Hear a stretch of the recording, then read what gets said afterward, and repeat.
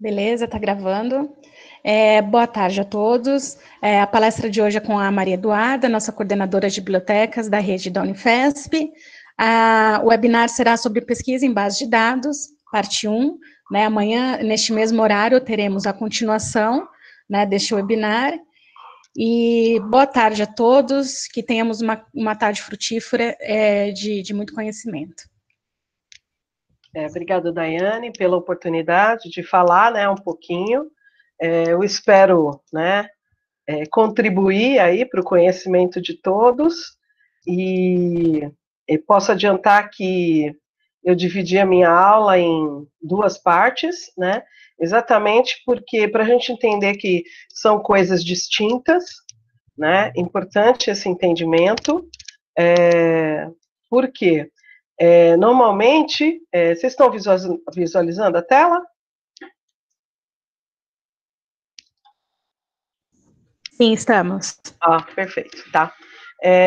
Porque a gente tem pulado etapas, né?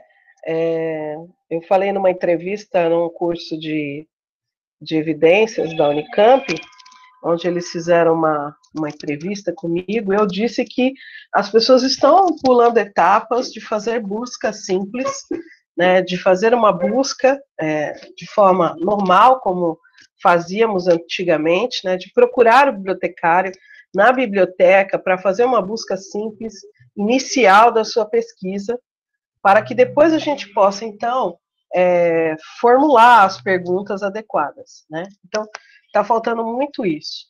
Então, hoje, essa primeira etapa, né, que é a nossa primeira parte da aula, a gente vai ter esse foco, né, com um cenário específico, né, o nosso ponto de partida, como buscar, né, onde buscar, essa é a nossa pergunta hoje, né, e como acertar esse alvo, né, porque sempre que a gente recebe um aluno de pós-graduação, seja um pesquisador, ele sempre tem uma insegurança e uma dúvida em relação à sua busca.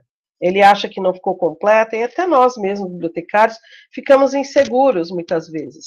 Será que eu fiz toda a cobertura? Será que eu realmente busquei todas as bases necessárias, né, para que ele pudesse encontrar a resposta à sua pergunta? Então, é um pouco isso que a gente vai falar, e a aula de hoje ela vai tratar com um cenário específico, tá? E aí, a segunda parte, nós vamos tratar de uma outra forma, tá? Então, formulando estratégias de busca nas bases de dados em saúde. Hoje, eu vou dar enfoque nas bases de dados em saúde, porém, na aula de amanhã, eu já vou apontar outras bases de busca geral, tá? Onde a gente vai poder aplicar aí também as nossas buscas, ok? Bom, então vamos lá. A gente falou na aula de saúde baseada em evidências, né, que evidências de saúde, elas são as melhores provas científicas, né? Então, até ilustrei com um slide na aula de saúde baseada em evidências, que está lá no canal, que fala que não é o teste diagnóstico, não é achar, né, como a gente vê no crime, um fio de cabelo lá, com o DNA da pessoa que matou a outra, né? A evidência científica em saúde, e aí falar qualquer coisa baseada em evidências, essas provas, né, elas estão nos papers, né? Elas estão nos artigos científicos publicados, e que estão nas bases de dados. E aí, a gente tem aí uma etapa, parece tudo muito simples. Bom, se são artigos, estão nas bases de dados, é fácil de encontrar. E a gente sabe que, muitas vezes, fazer busca na área de saúde, aí para quem é da área de saúde, eu sei que tem muitos bibliotecários da área de saúde aí me acompanhando, sabe que vem uma enormidade, né? E aí, o importante que a gente entender é que nem tudo que está publicado é evidência forte para a tomada de decisão, né? E na aula da saúde baseada em evidências, a gente apontou lá uma pirâmide de evidência, onde os desenhos de estudos aqui representam, então, essas fontes de evidência que nós vamos às bases buscar. É um pouco isso que eu quero mostrar, né? E também como encontrar, né? Bom, então a área de saúde, ela está pautada, então, nas suas bases de dados científicas. Então, é a área do conhecimento com melhor organização, né? Nenhuma outra área está tão bem organizada e há tanto tempo como a área de saúde. Então, não tem como você produzir um artigo científico na área de saúde, ou mesmo uma dissertação, um TCC, sem ter feito uma busca. Por isso que eu disse que essa nossa primeira etapa aqui, eu ia retomar isso. As pessoas estão pulando essa etapa, né? Então, é possível perceber pelos TCCs, pelas dissertações, que a pessoa nem declara na sua metodologia, a sua busca, quais bases de dados ela utilizou, qual terminologia, como ela buscou, não formulou nenhuma pergunta, e muitas vezes esta falha, né, faz com que o aluno, seja ele de mestrado, seja o aluno de graduação, com o seu trabalho em andamento, ele termine sem ter contribuído suficientemente para aquele assunto na sua dissertação ou no seu TCC, na sua monografia, tá? Então, esta etapa, ela não pode ser pulada, principalmente na área de saúde. Então, muitas vezes, você pega lá a dissertação, as pessoas buscaram no Google Scholar, elas buscaram no Cielo, mas ela não fez as bases de dados científicas da área de saúde, mínimas necessárias, tá? Então, é isso que eu queria ressaltar bastante. Então, assim, essa etapa, ela não está pulada, ela não está descartada, né? Então, eu estou falando da área de saúde, mas a gente pode falar, por exemplo, do serviço social, né? No portal de periódicos CAPES lá, a gente tem inúmeras bases de dados da área de serviço social, da área de engenharia. Então, não tem como você fazer uma dissertação ou você fazer qualquer TCC, uma monografia, etc., sem buscar, ou mesmo um artigo científico. Quantas vezes você pega um artigo científico onde a busca foi muito restrita, né? Quase nada. Ou seja, e aí o artigo ele começa a ser rejeitado de todas as revistas. Por quê? Porque não tem um embasamento científico suficiente, né? Ele ficou falando mais do mesmo. Então, esse é um cuidado. E uma outra fonte hoje são os repositórios institucionais, né? Que muitas vezes eles são temáticos, né? Eu vou mostrar alguns aqui, e os repositórios de preprints, que têm feito aí um papel muito bom, né? Quando a gente fala em velocidade de publicação, velocidade e necessidade do assunto de ser publicado, e de não esperar todos os trâmites e formalidades para a publicação de um artigo. Quem publica artigo sabe que muitas vezes um artigo científico, ele leva 1 ano para ser liberado naquela revista, 6 meses, né? O trâmite é demorado, devolve, volta para o autor, corrige, volta, vai de novo para o peer review, faz a verificação, e essa demora faz com que aquele assunto que precisa chegar de forma rápida não chegue. Os repositórios de preprints, eles têm feito esse papel, né? E neste momento de Covid, nossa, eles foram fantásticos, porque rapidamente eles liberaram tudo aquilo que estava sendo estudado no mundo inteiro. Então, foi um momento muito especial dos repositórios de preprints, né? Porque todo mundo pôde ter acesso, por exemplo, no repositório de preprint, de tudo que estava sendo estudado lá em Wuhan, né? Muitos trabalhos foram todos publicados em repositórios de preprints. Então, ó, a comunidade científica no mundo inteiro puderam ter acesso a essa informação. Então, ainda que ele seja uma pré-publicação, a gente já consegue ver qual o caminho, qual a direção, né?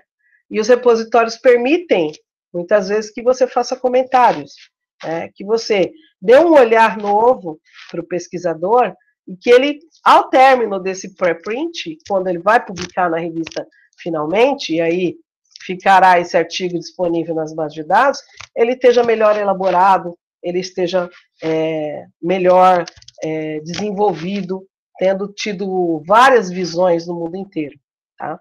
Bom, então, a gente tem aqui, eu separei as principais bases de dados da área de saúde, né?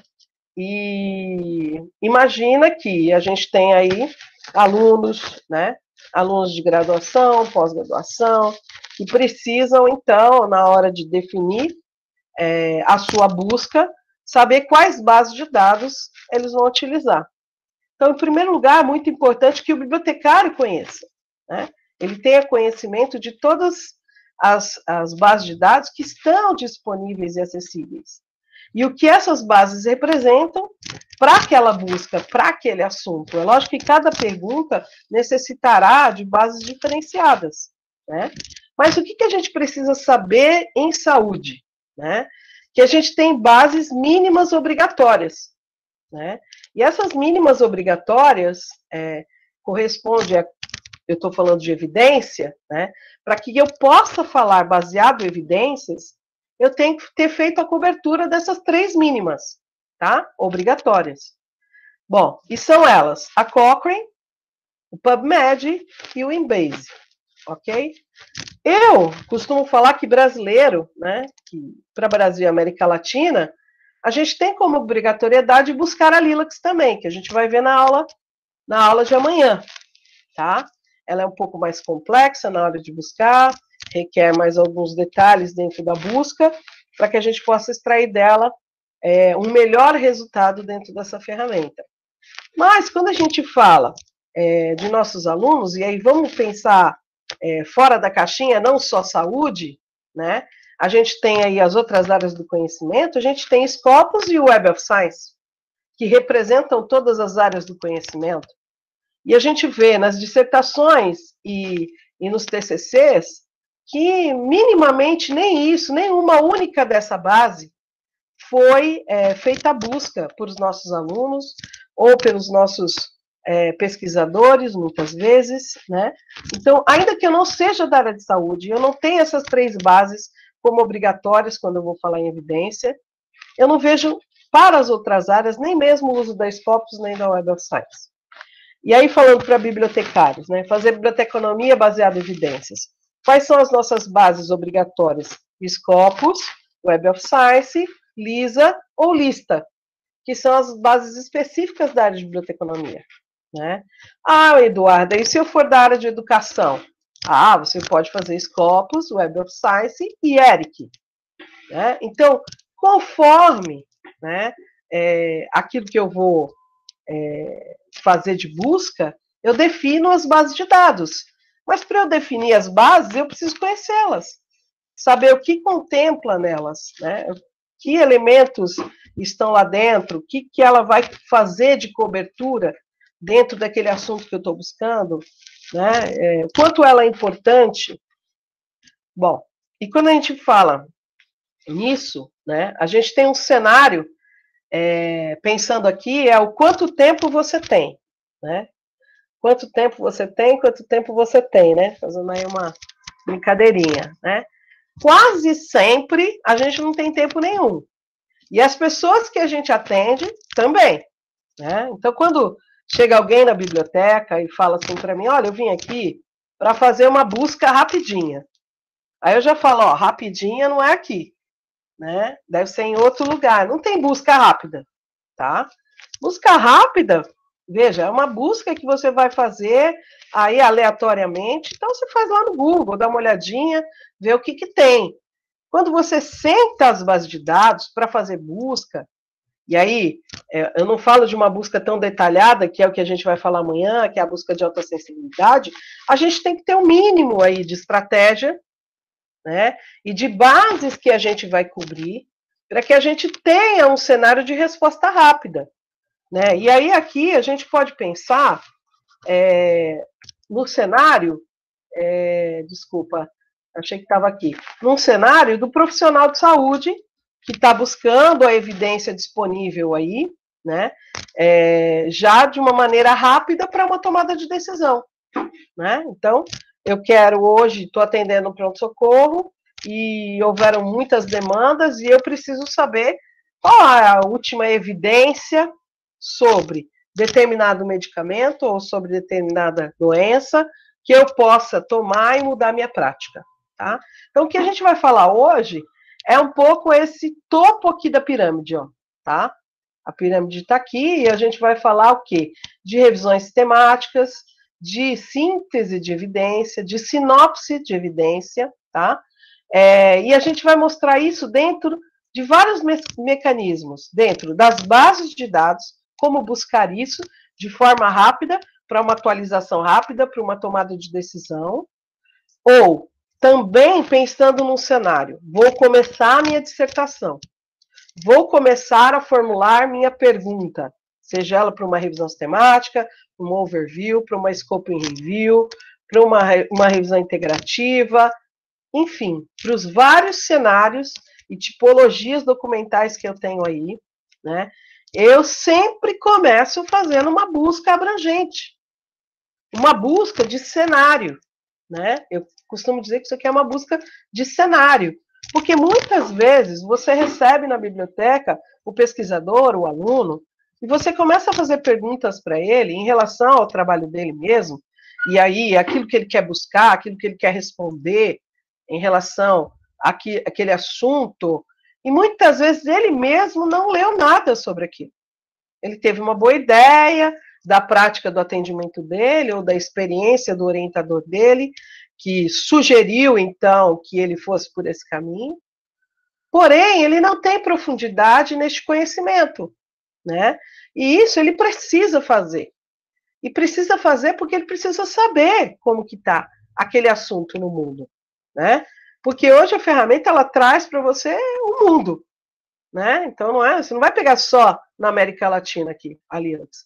Você vai pegar a Europa, Estados Unidos, você vai pegar o mundo inteiro, né? Países asiáticos, etc, etc.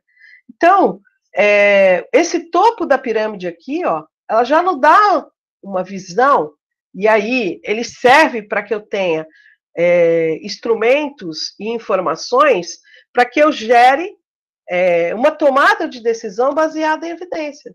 Então, aqui serve para manter o profissional atualizado, né? O profissional quer se manter atualizado, ele pode ir diretamente nesse topo da pirâmide. Então, é uma tipologia documental que já está preparada nas bases de dados, baseada em evidências, então já está filtrado, então já é uma informação filtrada, né? E existem bases, e todas as bases estão preparadas para entregar isso ao usuário.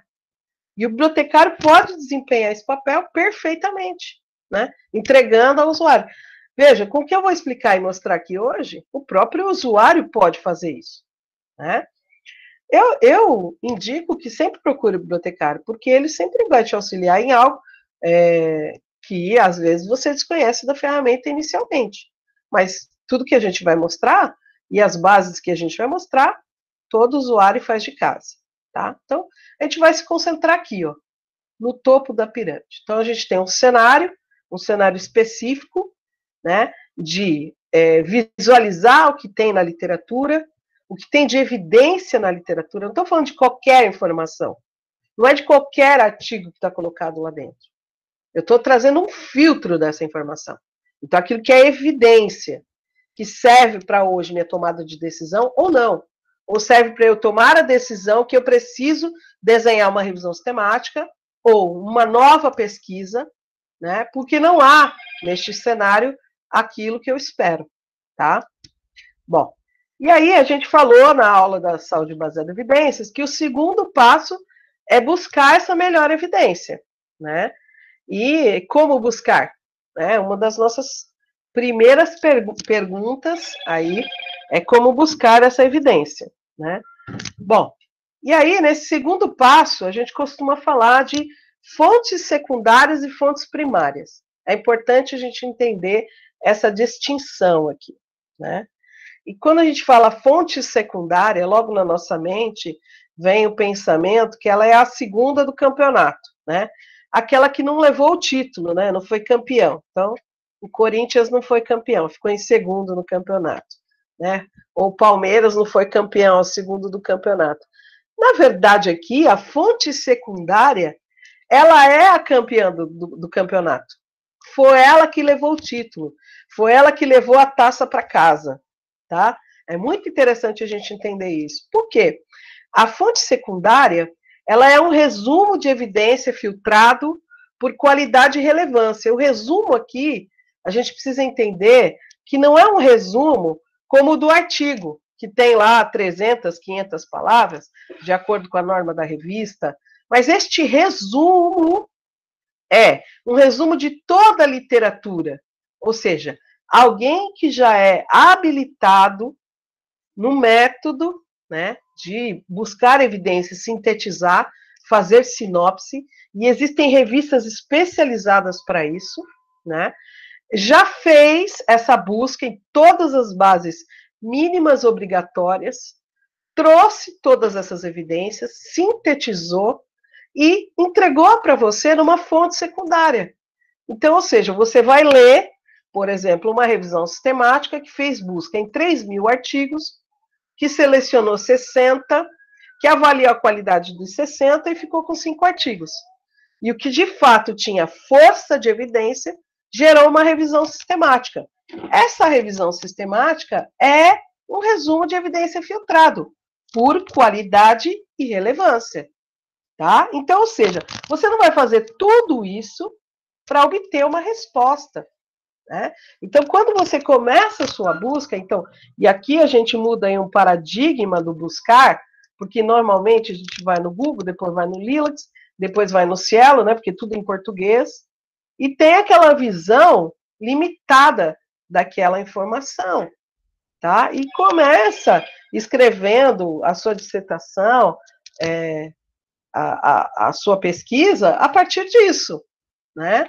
E aí aqui a gente muda. Então eu desencadeio a formulação da minha pergunta, eu desencadeio um descrever do meu cenário, daquilo que eu quero buscar para compor a minha dissertação e minha monografia a partir de fontes secundárias, tá? Ou seja, ela tem a força da melhor evidência, daquilo que existe, daquilo que já foi respondido e que eu não preciso ficar buscando mais, já está lá respondido para mim.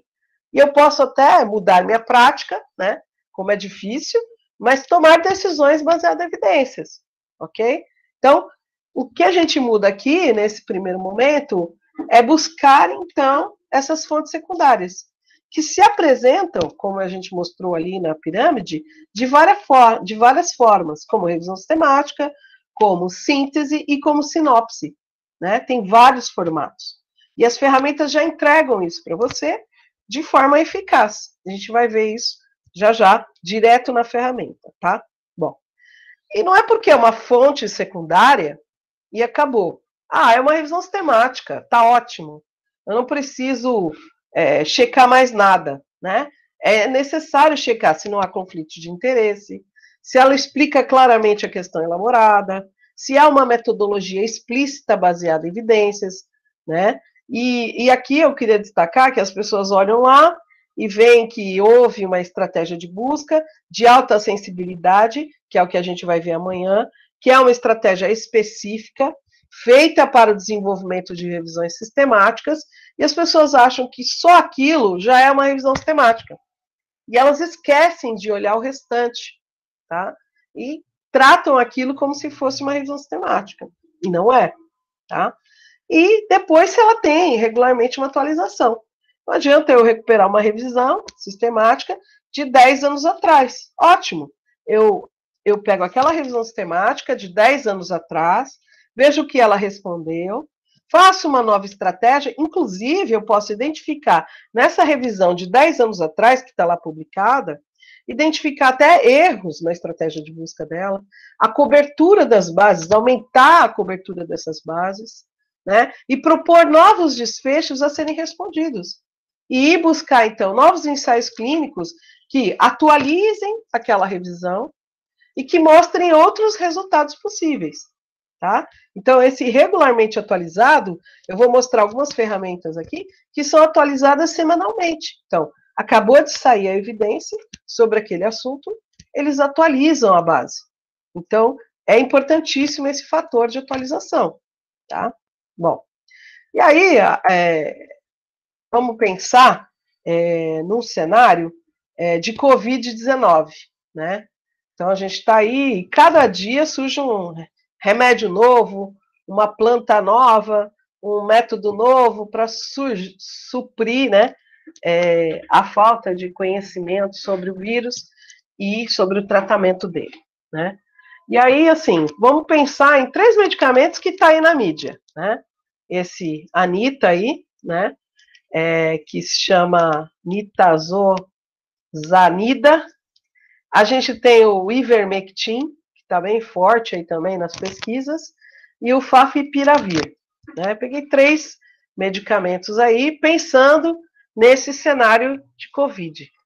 É lógico que ainda não foi respondido, e eu acho que isso é importante a gente entender, não houve ensaios clínicos nem bem estruturados, nem perfeitos, e nem publicados sobre isso, porque são pessoas, são pesquisadores que estão trabalhando com essas drogas nos laboratórios e estão fazendo os testes, né, para ver se funciona na Covid ou não.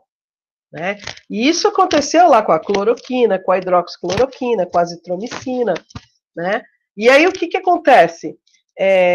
Neste cenário, então não tem desenho de estudo, só que verificar, né, os estudos que já existem com essa droga para outras situações que na Covid já nos permite, por exemplo, ver efeitos adversos, né? Bom, se a cloroquina, num paciente com artrite reumatoide, ela já tem um processo de taquicardia, já tem um outro processo de baixa imunidade, e etc, etc., eu já consigo prever coisas que podem acontecer nesse novo cenário que eu vou aplicar. Né? Estar preparado para atender meu paciente. Então, muitas vezes, a resposta que eu vou buscar nem sempre é para a situação X, mas eu já consigo ter um cenário daquele medicamento, de como ele se comporta, dos efeitos adversos, se ele mata mais ou se ele cura mais, né? Então é importante que isso seja analisado dentro dessa busca, que é de cenário, tá? E aí a gente tem também, eu vou simular aqui, por exemplo, uma busca, vamos sair um pouquinho do Covid, né, que ninguém aguenta mais escutar tanto Covid, sobre vitamina D, né? Todo mundo fala da vitamina D, e toma vitamina D, e tá na moda a vitamina D, né? E aqui especificamente num cenário que seria a rinite, tá? Então, pensando nessas duas coisas, como a gente se comportaria mediante essas bases de dados, né? Como a gente se comportaria buscando, então, aquilo que a gente começou a falar agora, as fontes secundárias. Então, eu, bibliotecário, eu acabei de receber o aluno na minha sala, vou atendê-lo, né? E eu vou perguntar, e aí, qual é o assunto que você vai fazer pesquisa? E ele vai falar para mim, olha, é sobre vitamina D e rinite. Então, qual a minha pergunta para meu usuário? Qual a minha pergunta para o meu pesquisador? Você já buscou alguma coisa? Você já leu algo? Você sabe como que é o cenário de evidências sobre o uso da vitamina D em rinite? Normalmente ele vai falar que não, né? Então, aqui começa o nosso primeiro passo de busca de cenário dentro dessas bases de dados, para que a gente possa dar continuidade nesse atendimento, tá? Então, no primeiro momento, ele vai vir para dedicar um tempo, né? E aí, dentro dessas fontes secundárias, né, a gente costuma dizer, quando fala em evidência, a primeira base de pesquisa obrigatória é a Cochrane Library. Por que é a Cochrane Library? Porque a Cochrane, ela é produtora de revisões sistemáticas da literatura, né? E tem aí a metodologia mais rígida do mundo na elaboração de revisões sistemáticas. Um outro aspecto importante da Cochrane é que ela atualiza suas revisões a cada 2 anos. Então, um autor publicou uma revisão sistemática. Daqui 2 anos, ele é convidado a atualizar a sua revisão. Se ele não atualizar, a sua revisão sai da Cochrane. É o que a gente chama de biblioteca viva, né? Ou seja, não permanece mais lá. Ela aparece como um withdraw, então ela foi retirada, e o tema fica lá. Se alguém em outro país tiver a vontade de atualizar aquela revisão, ele atualiza, volta a Cochrane, né, a revisão, mas naquele momento que ela não tem atualização e que o autor não quer atualizar, ela é retirada. Então, por isso que ela é a nossa primeira base, porque se ela nos dá um suporte com revisões que são atuais, então, eu já vejo o melhor nível de evidência aí pensando na pirâmide que a gente apresentou agora, né? com a tipologia documental, então, revisão sistemática, pico da pirâmide, né? Com alta qualidade, que é a Cochrane, atualizada, né? Então, é o melhor dos cenários. Então, minha pergunta é na área de saúde, eu vou à Cochrane Library, saber o que há. Né? Então, essa seria a minha primeira base, e é a minha primeira base obrigatória. E a gente vai entender por que, que ela é obrigatória. Porque o que, que acontece? Além de revisões sistemáticas da literatura, a Cochrane tem um diretório, né, que recolhe ensaios clínicos no mundo inteiro. É o maior diretório de ensaios clínicos do mundo. Tá? Então, aqui na Cochrane, inicialmente, eu já tenho um cenário perfeito dos 2 melhores níveis de evidência, né, sobre revisões sistemáticas e ensaios clínicos para aquele assunto. Tá? Então, seria a nossa primeira base de escolha. Eu vou mostrar ela depois, direto aqui ao vivo e a cores, tá? Então, só vou falar das bases e depois a gente entra para buscar na própria base para vocês verem como acontece, né? Depois a gente tem uma outra base, que é o Center Review Dissemination, né, que é da Universidade de York, e ele tem lá as bases com revisões sistemáticas. E ele tem também, muito interessante, que são as avaliações tecnológicas em saúde.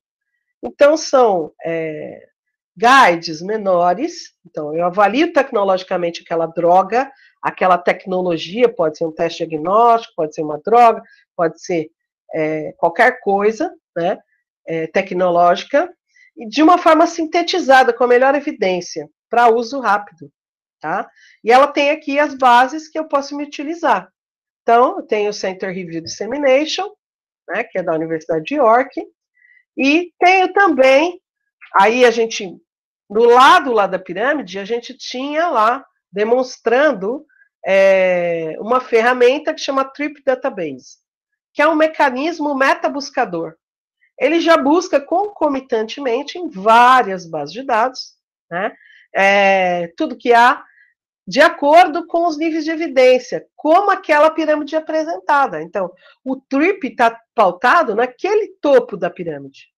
Então, ele busca, como um mecanismo metabuscador, ele busca concomitantemente todos aqueles níveis de evidência do lado direito, tá? E a gente vai ver isso já na base. O que eu estou fazendo vocês conhecerem? Primeiro a base, e já como buscar nela, tá? Bom, e aí eu vou pular porque a gente vai fazer direto na base de dados. Depois eu tenho outras fontes secundárias, tá?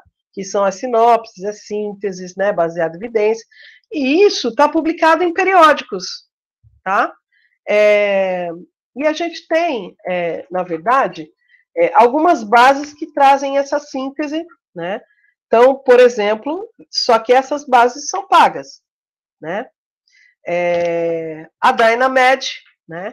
Ela traz uma sinopse de evidência muito boa, né? Ela tem uma análise crítica dessa evidência por especialistas baseado em evidências, né? Então, ela pega e faz com que especialistas daquela área analisem aquela evidência, deixe de forma sucinta, e eu acho muito interessante que a Dynamed tem uma síntese muito boa, né?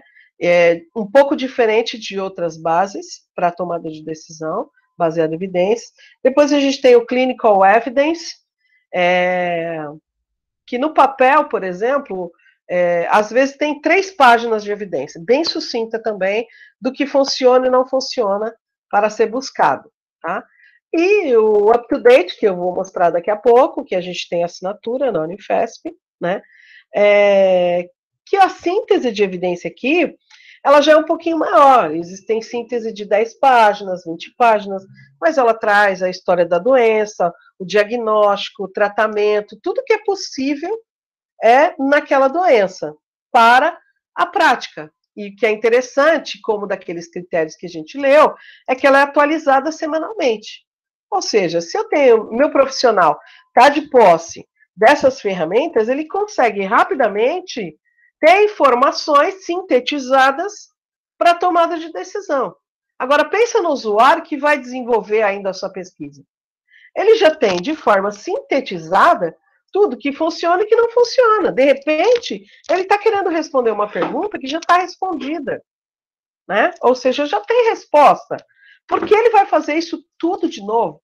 Passar 1 ano fazendo TCC, 2 anos fazendo a dissertação de mestrado, sendo que toda a literatura já respondeu tudo aquilo. Então, este primeiro formato de busca ele é muito importante. E que as pessoas aboliram isso. Tanto de fazer tese, tanto de fazer artigo, tanto de começar sua pesquisa. Tá?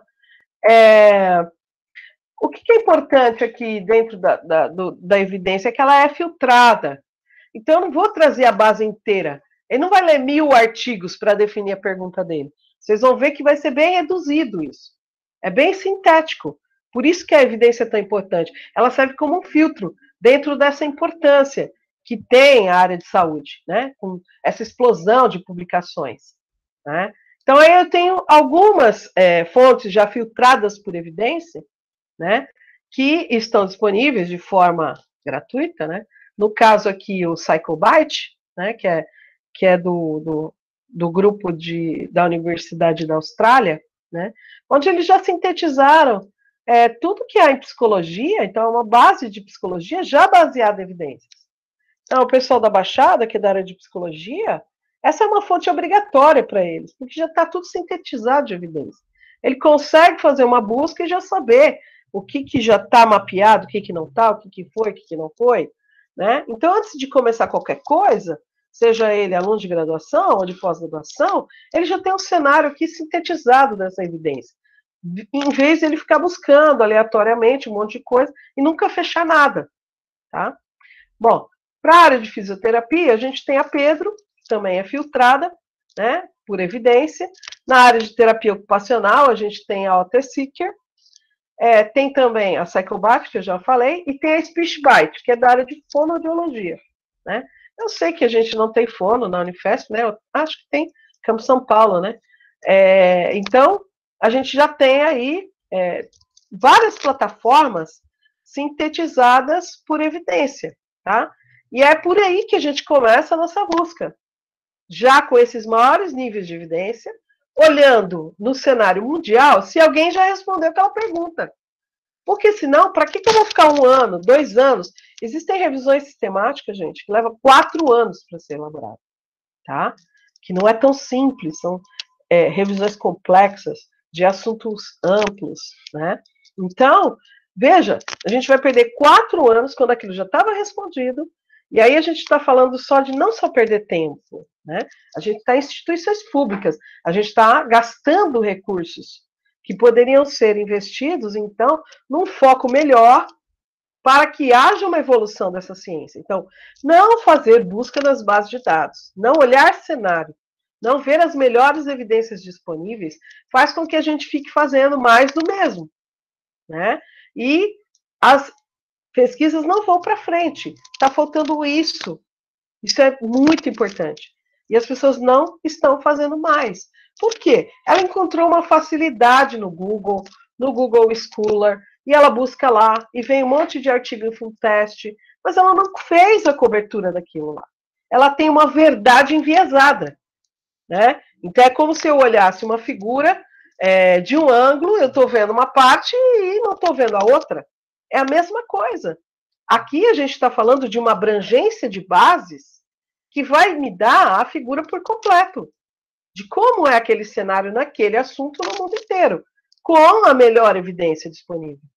Que eu posso, daqui, transformar num guideline, posso transformar numa própria sinopse de evidência, eu posso transformar, dependendo, se eu estou pegando lá no topo da pirâmide de revisões sistemáticas, eu vou mostrar aqui, a gente pode criar uma nova publicação, que hoje todo mundo já tem, a própria Cochrane publica, que são overviews de revisões sistemáticas.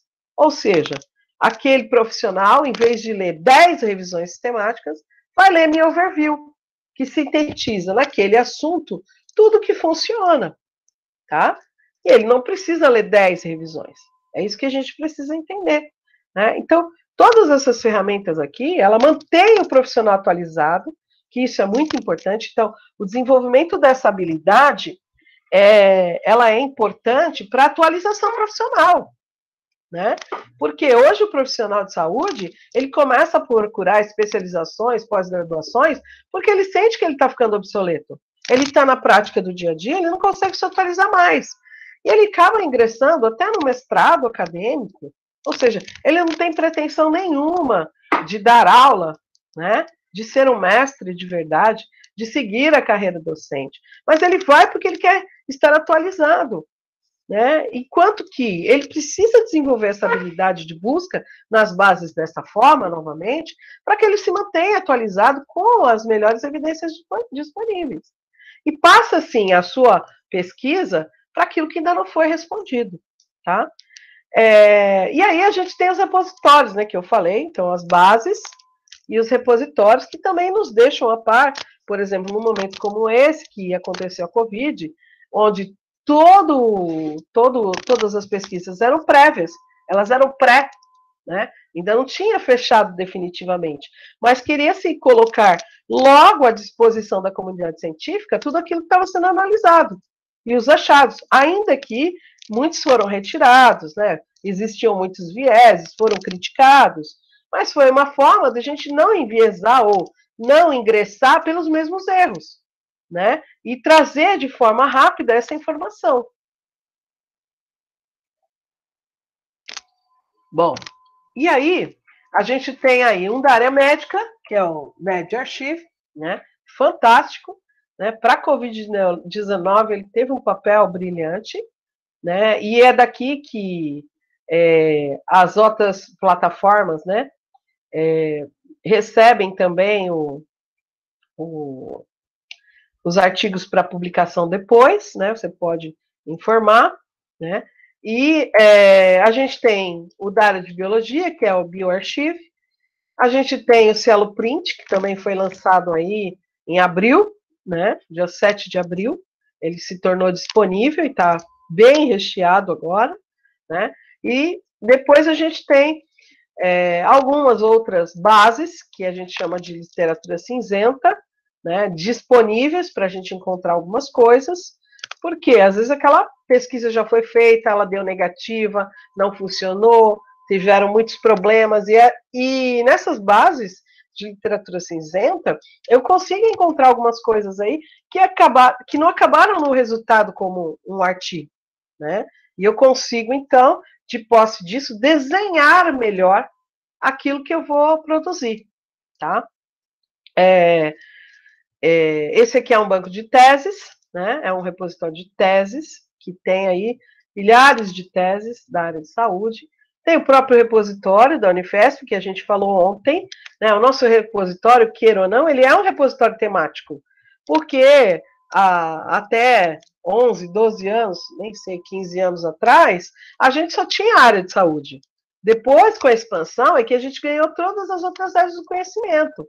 Então, queira a gente ou não, a produção intelectual da Unifesp, a grande maioria, ainda hoje, isso vai se modificar, lógico, ao longo do tempo, com a produção intelectual das outras áreas. Mas ainda é temático, ainda é saúde, né?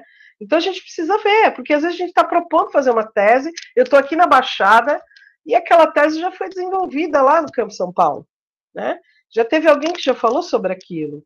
E eu nem olhei nada, nem na minha própria comunidade, né? Então, esse é um lugar que a gente deva ir. E aí a gente tem alguns repositórios temáticos também, que é o da Fiocruz, que é o ARC, muito bom, para o sinal, né? Enfim, era isso mais ou menos que eu queria mostrar sobre essas bases de dados. Mas agora eu quero mostrar como nós faríamos, então, para fazer a busca, então, nessas bases, para encontrar essa evidência, esse topo da pirâmide, né? Então, é esse tipo de busca que a gente vai se concentrar hoje.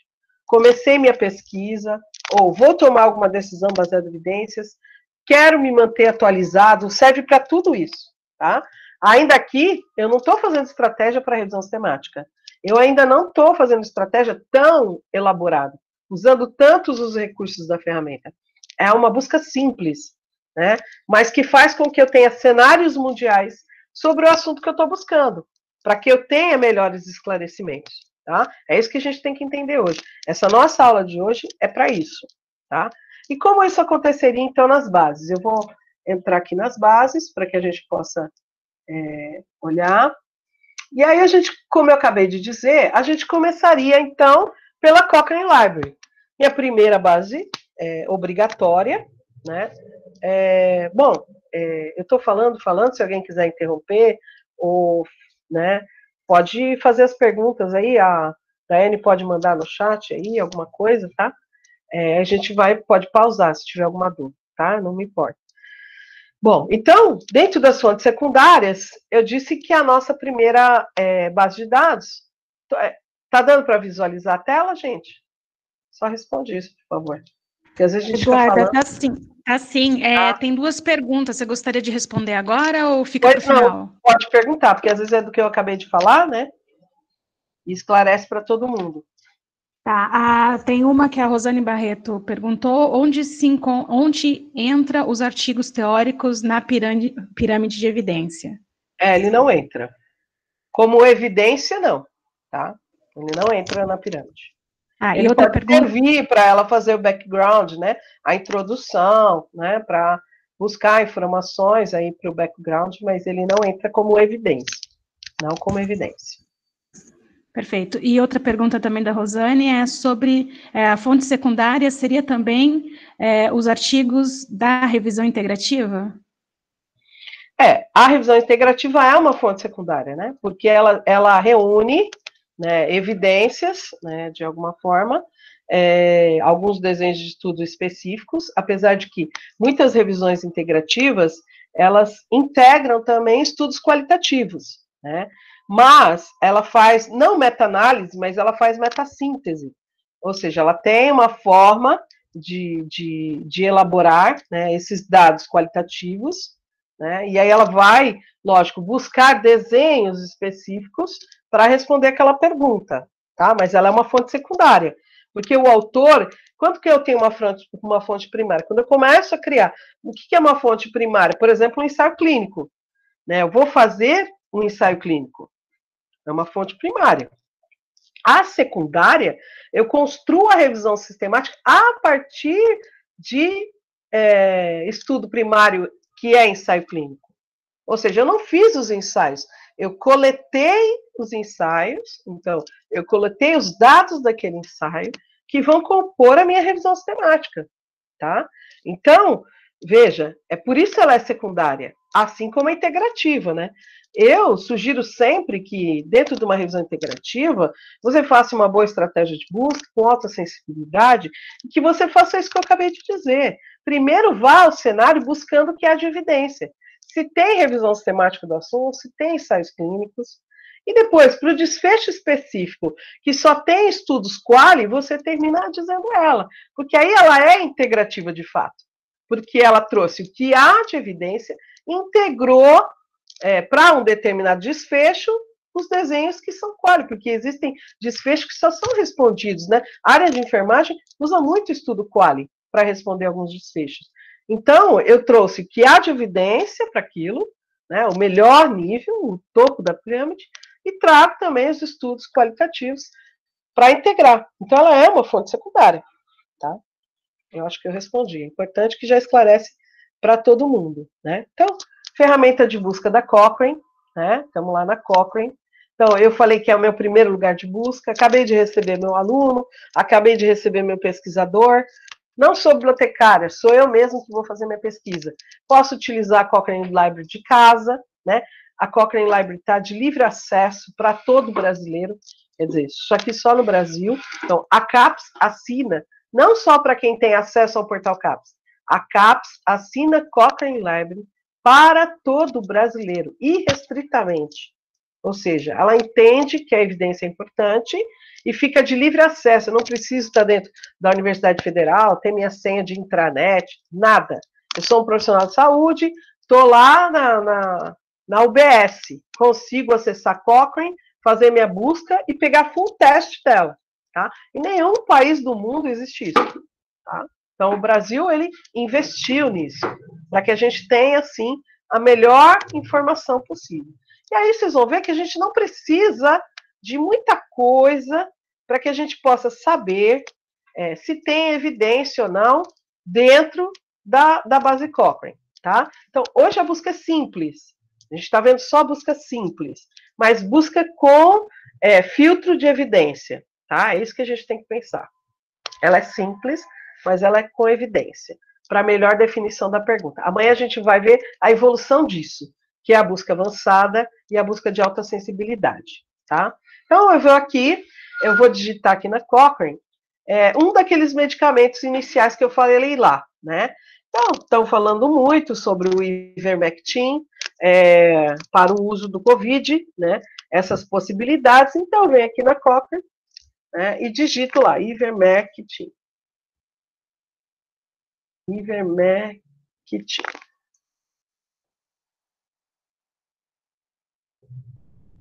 E fui buscar.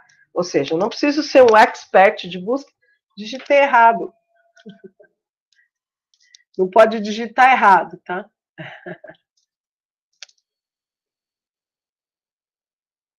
Desculpa. Bom, e aí eu digitei lá Ivermectin, né? Desculpa. Busca simples, tá buscando aonde? Ó, título, resumo e palavras-chave, tá? Tudo, nomenclaturas que a gente conhece, sem problema nenhum. Perfeito?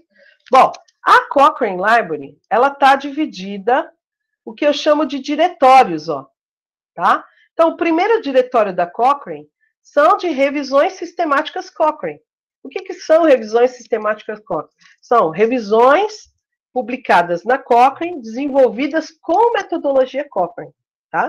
A Cochrane tem a metodologia, como eu falei, mais rígida do mundo, né? O handbook da Cochrane, ele fica disponível aí em full teste, para quem tiver curiosidade em aprender, tem mais de 700 páginas, e fala sobre todas as etapas do desenvolvimento de uma revisão sistemática.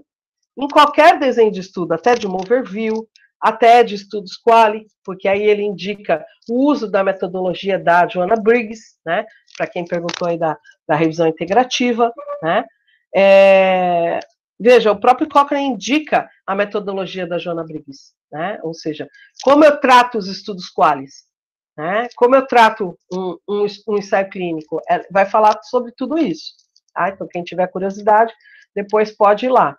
Então, nesse meu primeiro diretório, que são revisões Cochrane, ó, ele já tem aqui, então, 8 revisões sistemáticas sobre o medicamento Ivermectin, ó, tá? E aí eu vejo para que ele é utilizado. Eu já consigo ver, olha, ele é utilizado para vários cenários, né? E também eu consigo ver aqui, eu não sei se o primeiro vai ter, quando eu clico, eu consigo ver o texto completo, né? Ou seja, aí pensando no usuário, ele já consegue ver se é viável ele começar esse estudo, né? E antes de definir que ele vai estudar o Ivermectin, que é esse medicamento, ele já consegue ver aqui, ó, na Cochrane, com o texto completo, para que ele funciona, se ele tem evidência, se ele tem efeito adverso, né? Porque, ó, eu tenho todo o texto completo aqui, tá? Inclusive, se ele tiver meta-análise, vai estar aqui, né? Então, é importante este cenário, né, que eu estou olhando. Então, comecei pela Cochrane, minha primeira fonte, secundária e obrigatória, tá? O que eu quero voltar aqui, ó? Então, este é o meu primeiro diretório. Depois, a Cochrane tem um segundo diretório, que são os protocolos, né?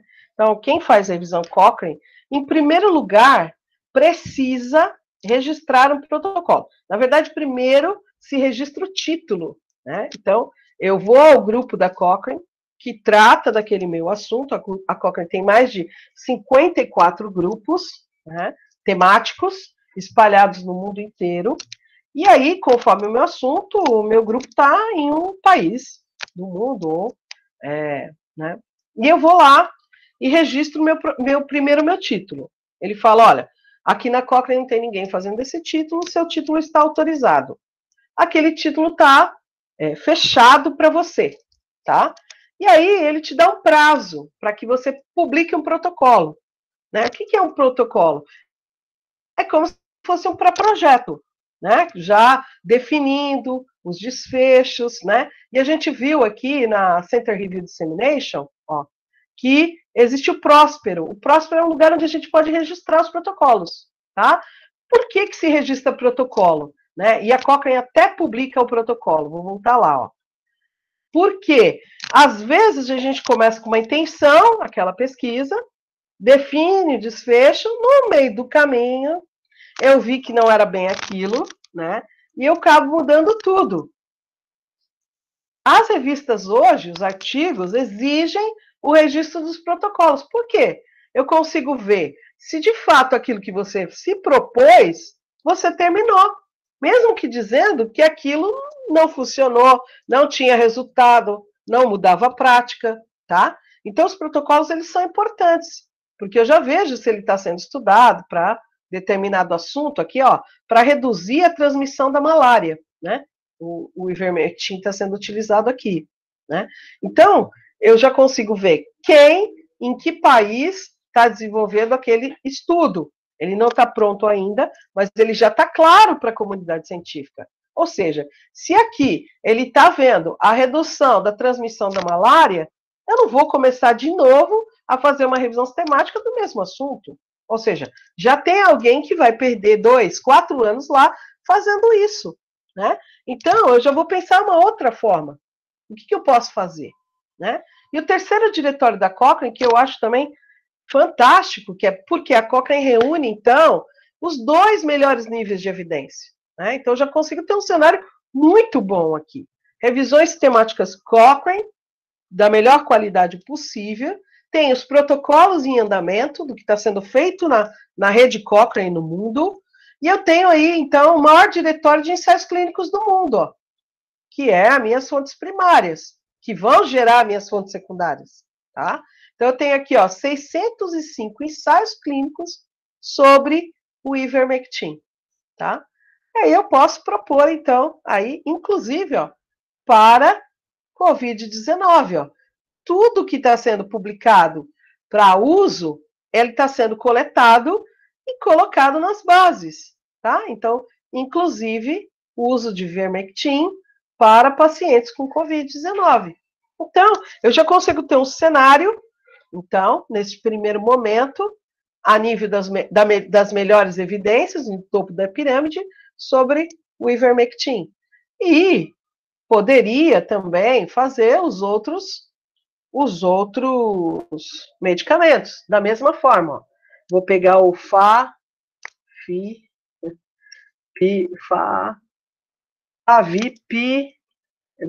Eu, com esses nomes, é uma coisa triste. Né? Enfim. E aí eu consigo também aqui na Cochrane ver todos aqueles 3 medicamentos, se eu quiser. Ó.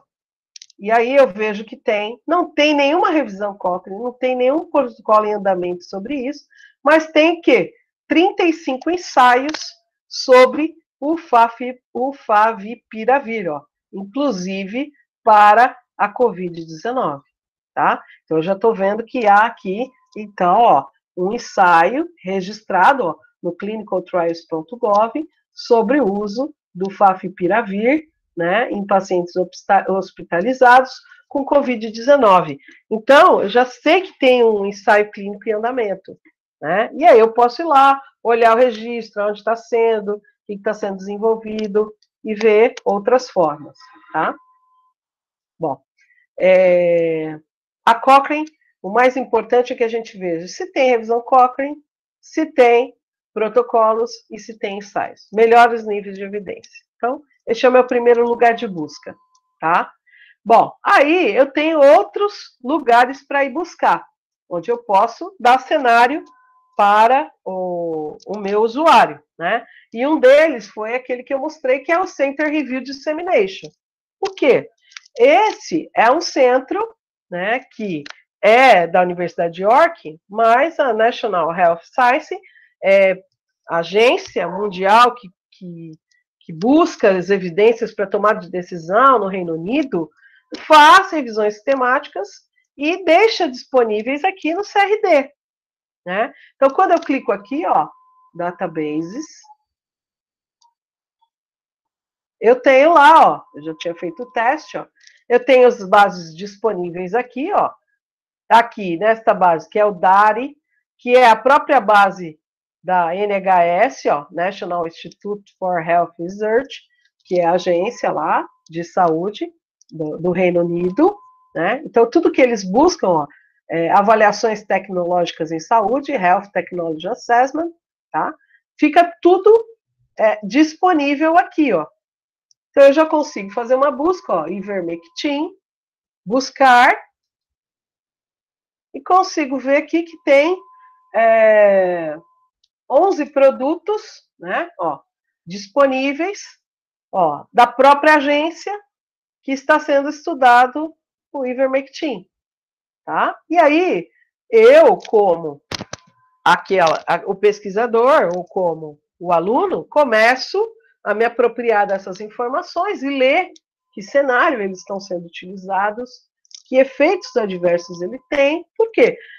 Se eu for desenvolver um ensaio clínico, por exemplo, para a Covid-19, primeiro eu vou olhar aquele ensaio clínico que já está sendo desenvolvido e que está registrado lá no Clinical Trials, né? Eu preciso ver quais são os efeitos que essa droga comete, mesmo em outras doenças, porque eu vou ter que contemplar isso quando eu for passar lá no Comitê de Ética em pesquisa, né? Então eu preciso já prever antecipadamente. Se ela causa muita morte, é lógico que eu vou ter mais dificuldade de aprovação, mas eu preciso saber disso. Assim como foi tão criticado a cloroquina, a hidroxicloroquina, porque no momento mais crítico do paciente, onde ele estava entubado, e ele tinha lá 40% de chance de morrer, né, porque o número é elevado, eu aumentava este número de 40%, porque a arritmia cardíaca ali era tão alta que ele acabava, que esse número aumentava para quase 50%, né, ou 60% de chances de morte. Então, saber o efeito adverso da droga antecipadamente, ela é importante para o nosso desenho, para aquilo que eu vou contemplar. Às vezes, os desfechos que eu estou olhando, que eu estou definindo, o desfecho não é tão importante. Se apresentou outros desfechos que serão importantes na minha resposta, tá? Então, buscar nesses cenários é muito importante. O CRD, ele também está de livre acesso. Então, ou seja, o pesquisador, tudo isso que eu estou fazendo aqui, agora, ele não precisa estar dentro da universidade, ele não precisa estar no portal CAPES, tudo isso ele já consegue fazer cenário da sua casa, tá? Bom, e aí, vamos pensar que esse pode ser um profissional que está lá atendendo no hospital e chegou lá a opção de fazer um teste com o Ivermectin, né, um ensaio registrado, e eu sou profissional, vou receber a droga, vou aplicar no meu paciente que está com Covid, e ele está lá na UTI, ele entubou. Como eu sei previamente que todos os efeitos adversos do Ivermectin é XYZ, eu posso, como profissional, e aí eu estou falando da prática clínica, tomar decisões mais rápidas, porque eu não vou ser pego de surpresa com aquele paciente tomando aquela droga, com uma arritmia cardíaca, uma parada cardíaca, né?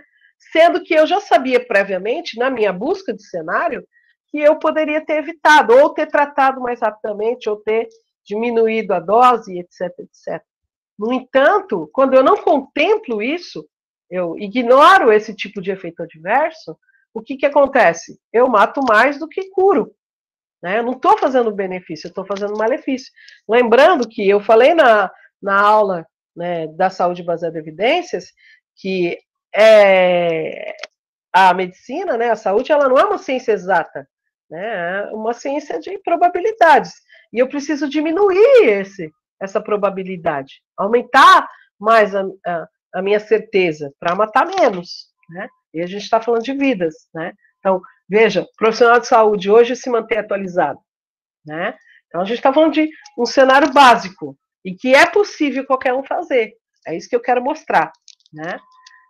Depois que a gente utilizou, então, a gente pode tentar aí o Trip Database. Ó, né? E aí, pensando no Trip como um mecanismo metabuscador, e que ele vai trazer para nós, já filtrado essas evidências, eu vou também digitar aqui, ó, o Ivermectin, para a gente acompanhar. E aí, olha, veja que, diferente da Cochrane, não, quando eu entro na Cochrane, eu já saí do Ivermectin da Cochrane. Lá no Ivermectin da Cochrane, eu tinha 8 revisões Cochrane, né? E, desculpa, aqui, tá. Eu tinha 8 revisões Cochrane, né? E quando eu venho aqui no Trip Database, ó, tá? Também livre acesso, gratuito, irrestrito, faço da minha casa, né? Ele busca, então, olha aqui, ó, daqui do lado direito, então, a principal forma de busca dele, ó, são revisões sistemáticas, sinopse de evidência, guidelines, e aqui, ó, ele divide os guidelines por países, ó. Para a gente entender que os guidelines no resto do mundo são todos baseados em evidências, e quando as agências mundiais de saúde começam um guideline, que é um guia de conduta médica para uma área, para um assunto, para uma especialidade, né? Quando não há revisões sistemáticas, quando não há nenhuma revisão sistemática daquele assunto publicado, a própria agência gera uma revisão sistemática para depois fazer a construção do guideline. Então, normalmente, quando você pega um guideline de outros países, eles já são baseados em evidências, já tem a revisão sistemática lá, tá? E aí, ó, eu posso clicar aqui, ó, eu quero ver só as revisões sistemáticas, ó. Veja que como o meu cenário aumentou muito. Lá na Cochrane, eu tinha a visualização para Ivermectin 15 revisões temáticas, né? E aqui, desculpa, na Cochrane, eu tinha a visualização de 8 revisões temáticas.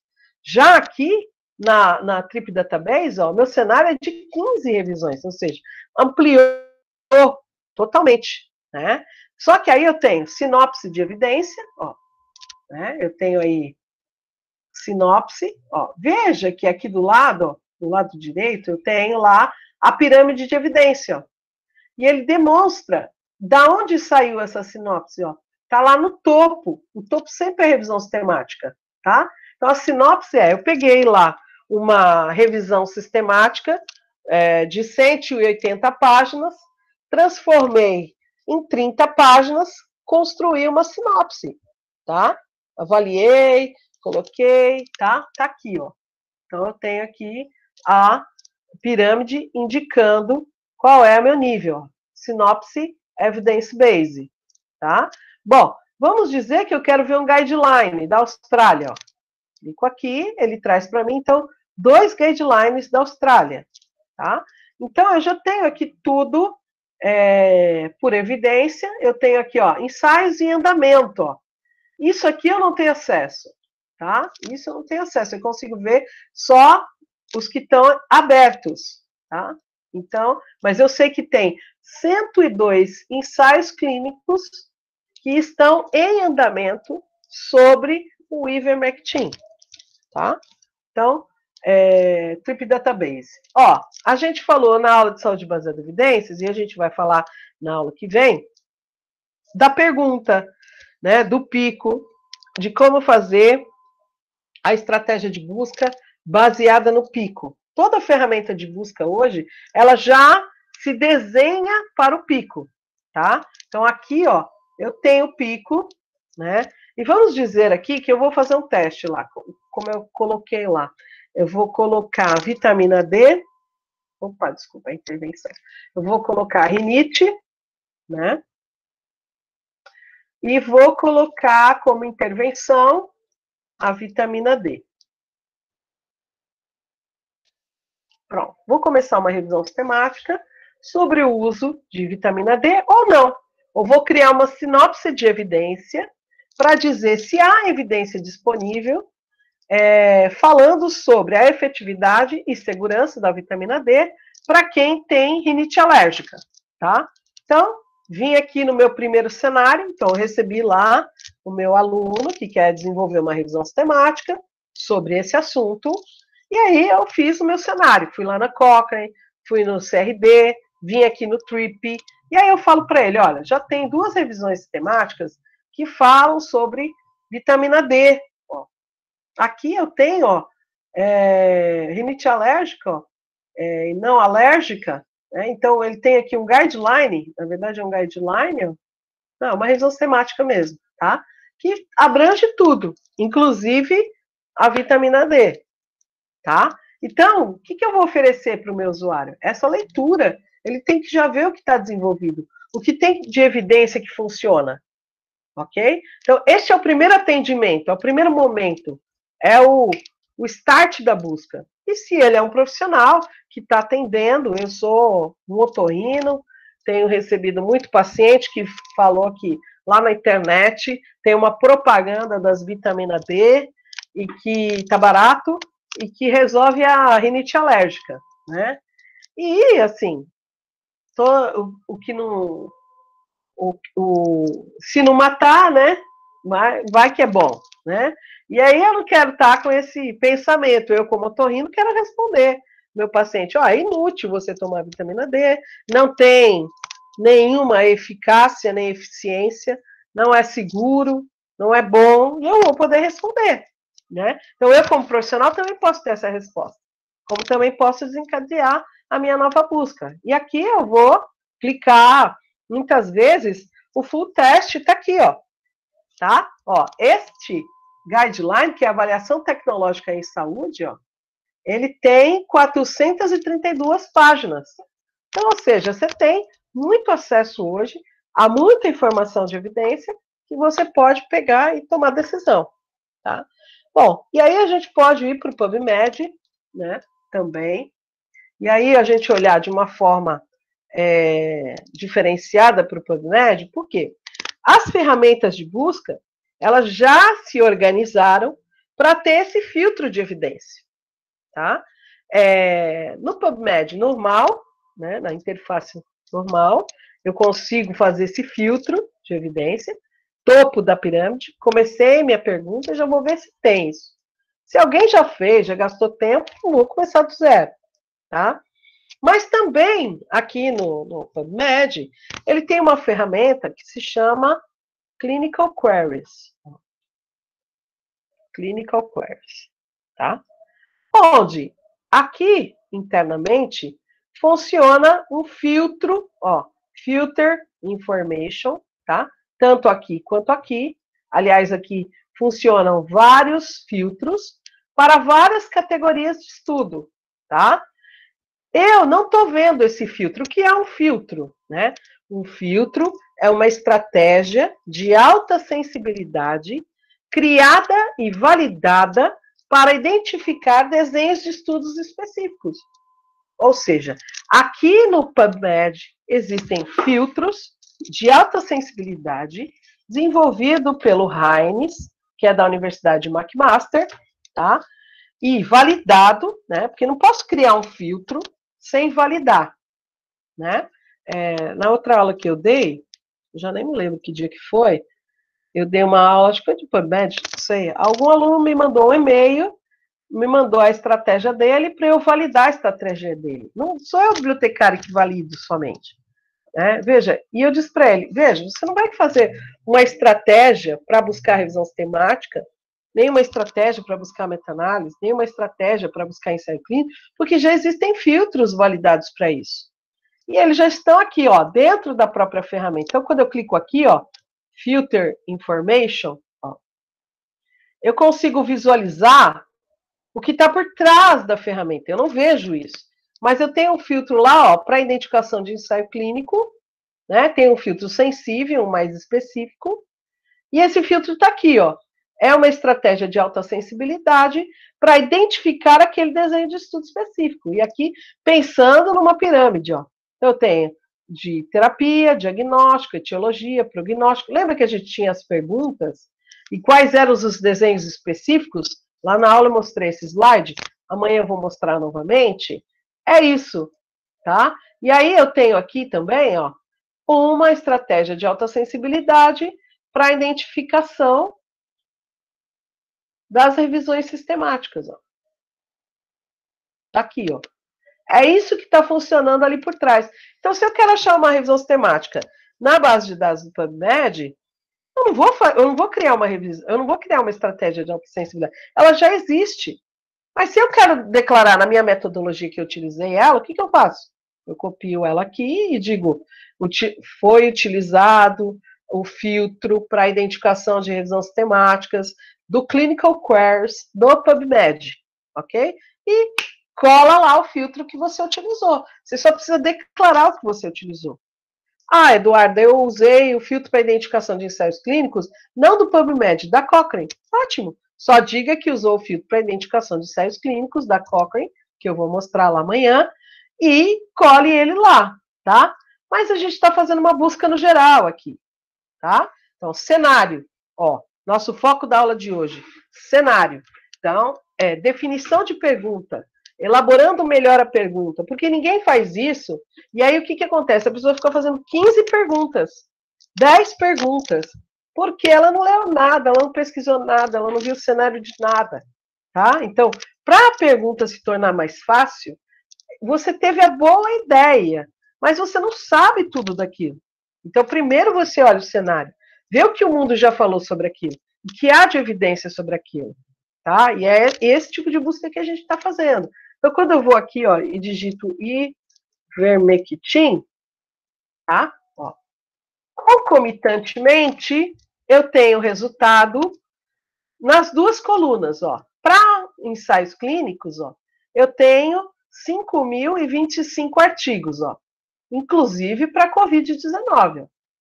Quando a ivermectin para revisão sistemática, e olha como amplia muito, ó, eu tenho 44 possíveis revisões sistemáticas. Ou seja, eu tinha lá na Cochrane 8, eu tinha 15 no TRIP Database, eu tinha 11 estudos de avaliação tecnológicas e outros lá no Center Review Dissemination, e tenho 44 revisões sistemáticas aqui possíveis no PubMed. Ou seja, só com esses estudos, ele já tem um cenário enorme para redefinir e pré-definir toda a sua pesquisa, redesenhar tudo novamente e elaborar uma pergunta muito mais estruturada, pronta, sim, para amanhã fazer a parte que eu vou falar, que é a busca estruturada, ou a busca avançada, ou a busca de alta sensibilidade, por uma revisão sistemática, por um scoping review, etc, etc.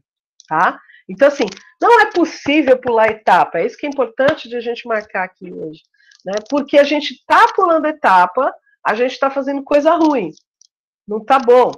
E ontem à noite ainda conversava com a Andréa do Carmo, né, que vocês vão enjoar de mim e da Andréa do Carmo, né?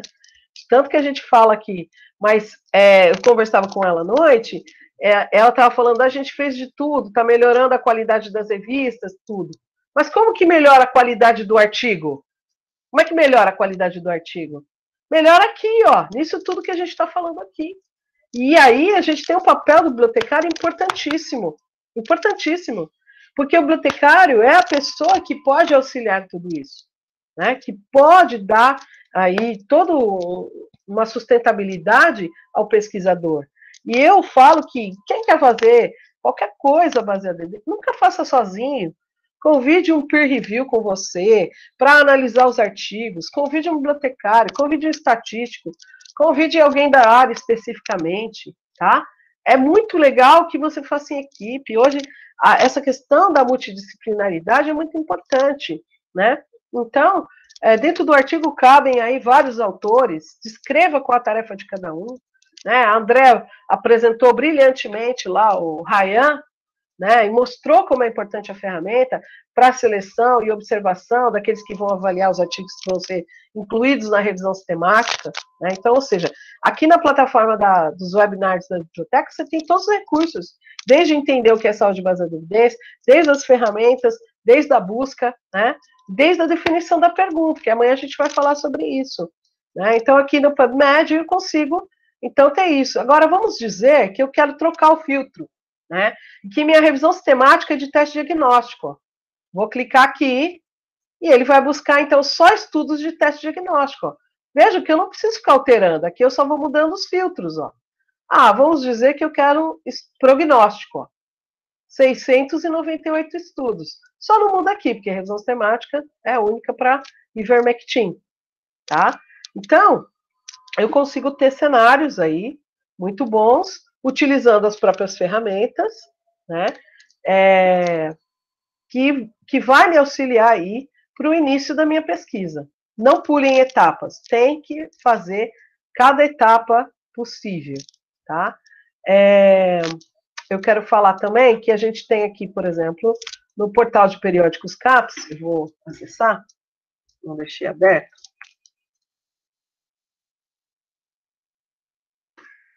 Lá no portal CAPES, né? E aí, lógico, lembrando que para ter acesso, se você está de fora e é da universidade, então acesso CAF, né? Unifesp.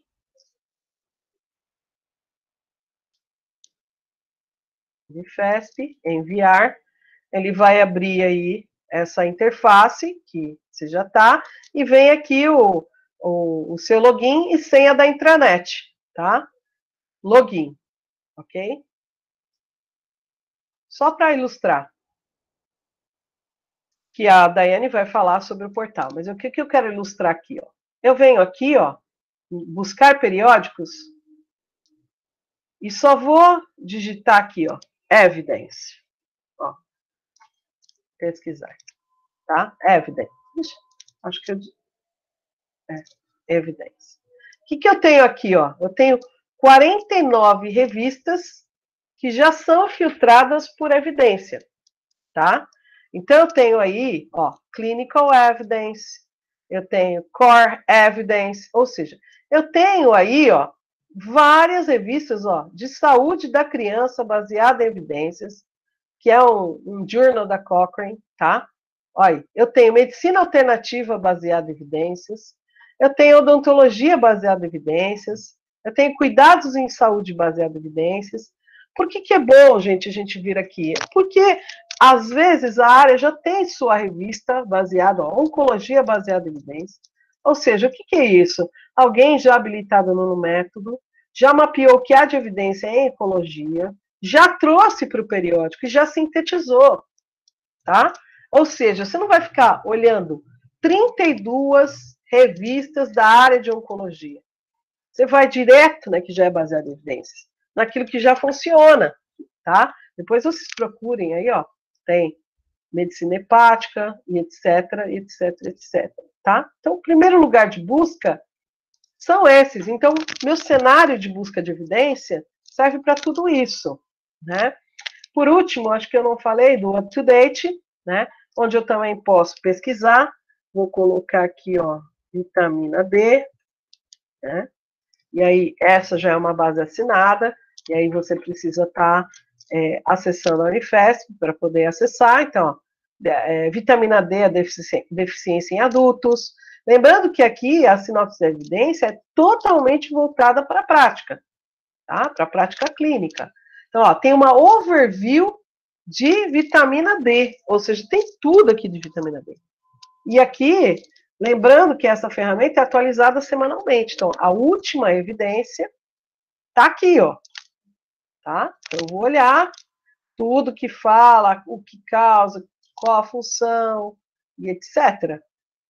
Ok? Deixa eu ver se faltou alguma outra base. Trip, up-to-date. Eu não tenho acesso a Dynamed Plus, muito boa, por sinal, tá? Falei do PubMed, né? Deixa eu ver se está faltando mais alguma. CRD Cochrane, acredito que não. Então, só reforçando aquilo que eu disse no dia de hoje, né? O nosso cenário é para que a gente possa, então, recuperar, então, tudo aquilo que já foi produzido. Eu só não mostrei o Embase, né? Deixa eu mostrar aqui. Então, buscar base, ó, o Embase, que hoje tem acesso via CAPES. Antigamente, algumas instituições no país tinham acesso ao Embase, somente a USP assinava, a Federal do Rio Grande do Sul, a Federal da Bahia, né? A gente passou muitos anos sem ter Embase, agora a CAPES assinou para todas as universidades da área de saúde, né? Isso é muito importante, porque ela é a nossa segunda base obrigatória, né? Se a gente imaginar o Pico, ó, a gente tem busca do Pico aqui, mas a gente está fazendo busca simples, não é isso? Está fazendo busca simples, eu vou dar o search aqui, vou colocar o Ivermectin, só para a gente ilustrar, depois amanhã eu vou falar mais do Embase, de forma detalhada, né? Aqui.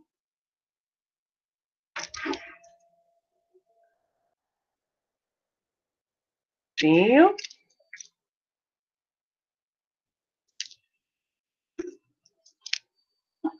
Ok. Bom, então, veja, aqui com a palavra ivermectin, eu busquei 12.833. E o que a gente falou aqui? De filtro por evidência, né? A ferramenta tem, ó. Eu clico aqui nesse resultado, ela tem a ferramenta aqui, ó, que chama Evidence Based Medicine, ó. Então, quando eu clico aqui, ó, ela abre revisões Cochrane, revisões sistemáticas, meta-análises, ensaios clínicos controlados e ensaios controlados randomizados. Ou seja, ela tem um filtro de evidência já preparado aqui dentro da ferramenta do Embase também, como tem lá no PubMed, tá? Então, eu clico aqui, ó, Cochrane, Systematic Review, Meta-análise, Controle Clinical Trial, Randomized Control Trial. E peço para aplicar, buscar. Então, dentro lá dos 12.833, eu tenho aqui 647 ensaios clínicos e revisões sistemáticas.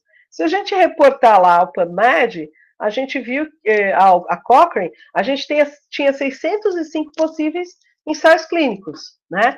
Ainda há uma possibilidade de filtro aqui, que eu não quero falar muito da Embase aqui agora, nesse momento, que não era objetivo, a gente está fazendo busca simples nessas bases, mas a gente tem aqui o Source, ó, que ele separa o que é somente Embase e o que é Medline, porque quando eu faço a busca aqui, eu já estou fazendo as duas bases juntas, tá? Então, na verdade, estudos somente do Embase seriam 151 possíveis revisões sistemáticas e ensaios clínicos, tá? Então, eu já tenho um cenário aqui. Então, percebam que as ferramentas de busca, sejam elas só secundárias ou metabuscadores, ou as ferramentas primárias, que são as obrigatórias, também já possuem esse filtro por evidência, seja ele com filtro de alta sensibilidade ou não, ou no próprio browser da ferramenta, para que você, ao atender seu usuário, você já mostre para ele o cenário mundial daquilo que funciona naquele assunto que ele está buscando, tá? Então, isso que é o destaque da aula de hoje. Era este foco, este cenário especificamente, tá? Então, eu vou ficar aberta agora para as perguntas e amanhã a gente vai detalhar essas bases, então.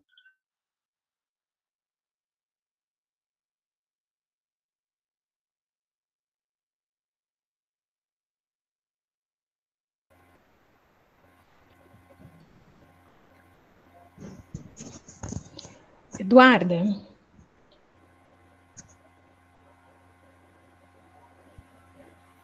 Eduarda, tá me escutando?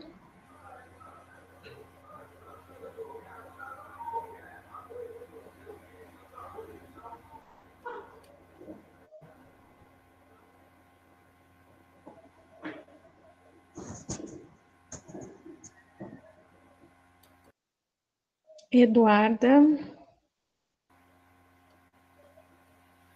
Eu acho que ela saiu da reunião mesmo.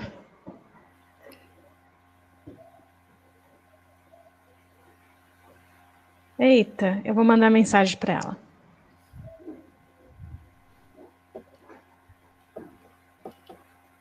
Só um minutinho.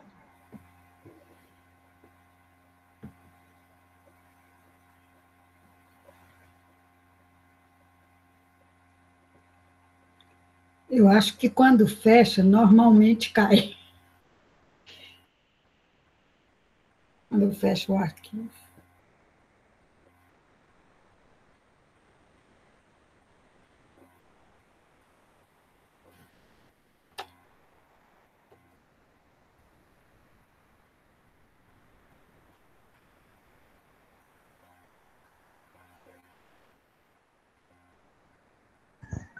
Ela está entrando de novo. Só um minutinho.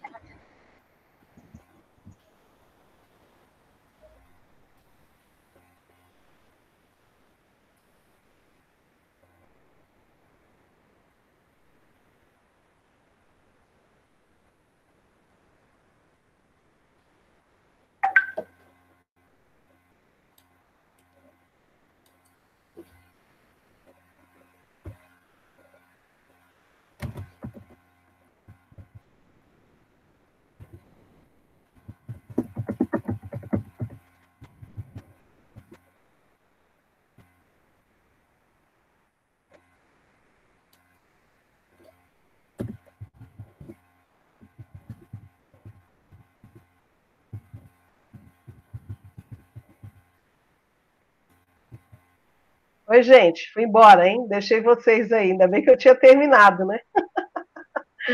Desculpa, viu?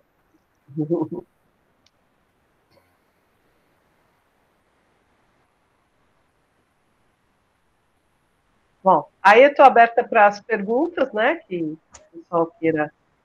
Oi, Eduardo. Né? Desculpa, Dai, eu Imagina, estava rindo aqui. quase fechei tudo, né?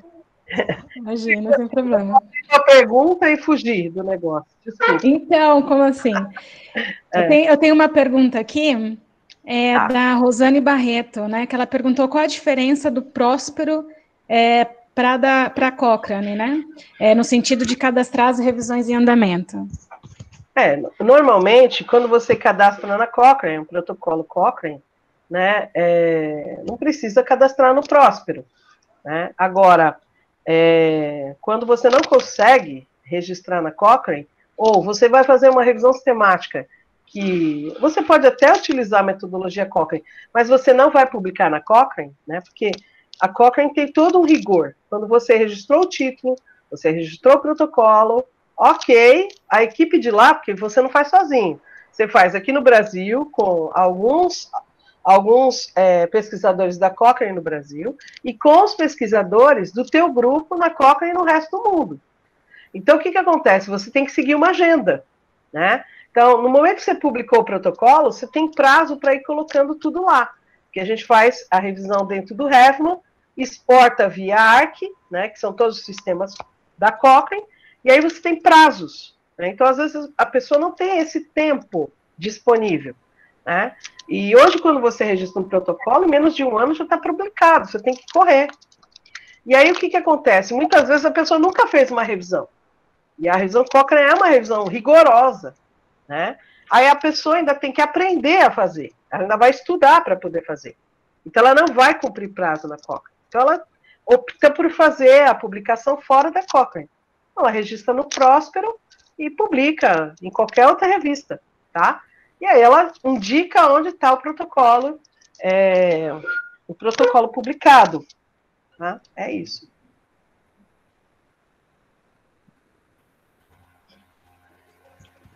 Perfeito, Rosana agradeceu, o pessoal está elogiando bastante pela aula, que o tempo nem passou. Tá te parabenizando. Obrigada. E eu acho que é isso, pessoal. Vocês têm mais alguma questão? Podem abrir o áudio. Isso, obrigada. Acho que as duas estão de parabéns, porque você também que está nessa frente aí, né? Os seminários estão fantásticos, assim. Eu estou muito feliz de ter essa oportunidade de participar e de aprender mais. Que bom, que bom. A Daiane está fazendo todo o negócio aí, porque a gente nunca tem tempo, né?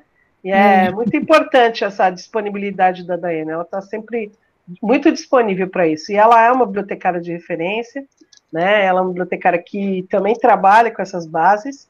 Ela trabalha com o atendimento dos alunos, né? Aqui na área de saúde. E ela sabe da importância, né? E no final, no dia a dia, a gente nem acaba conversando. Ela é minha vizinha de janela e a gente nem passa muito, né? Porque também eu fui embora para São Paulo.